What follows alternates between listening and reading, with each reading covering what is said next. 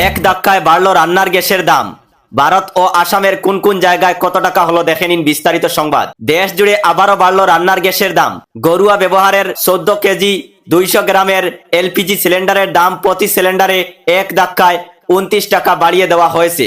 আন্তর্জাতিক বাজারের অস্থিরতার কারণে ইতিমধ্যেই এই নতুন দাম সারা দেশে কার্যকর করা হয়ে গেছে। এক নজরে ভারতবর্ষ ও আসামের বর্তমান দাম দেখে নিন। এই 29 টাকা বাড়ার পর দেশের রাজধানী দিল্লিতে একটি ঘরোয়া গ্যাস সিলিন্ডারের দাম বাড়িয়ে 942 টাকা এবং কলকাতায় এর দাম হয়েছে 968 টাকা।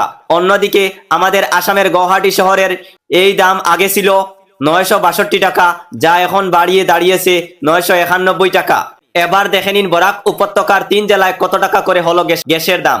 হাইলাকান্দিতে গত মাসে যে সিলিন্ডারের দাম ছিল 1056 টাকা, আজ থেকে সেখানে একটি সিলিন্ডারের নতুন দাম এগিয়ে ঠেকেছে 1085 টাকায়।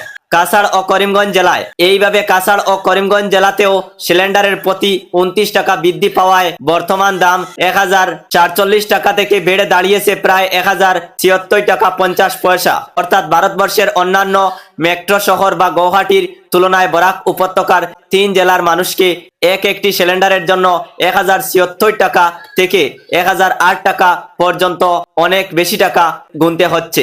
এই হঠাৎ মূল্য বৃদ্ধির ফলে মধ্যবিত্ত ও সাধারণ পরিবারের মাসিক বাজেটে এক বড়সড় টান পড়তে চলেছে। ভিডিওটি শেয়ার করার আগে আপনাদের কাছে আমাদের প্রশ্ন, আপনার এলাকায় গ্যাস অফিস বা সিলিন্ডার ম্যান একটি রান্নার গ্যাস সিলিন্ডারের জন্য আপনার থেকে ঠিক কত টাকা নিচ্ছে এবং বর্তমান এই দাম বৃদ্ধি নিয়ে আপনার কি মতামত তা নিচে কমেন্ট বক্সে অবশ্যই লিখে যাবেন। এতক্ষণ ভিডিও দেখার জন্য ধন্যবাদ। রিপোর্টে রেজাউল ইসলাম।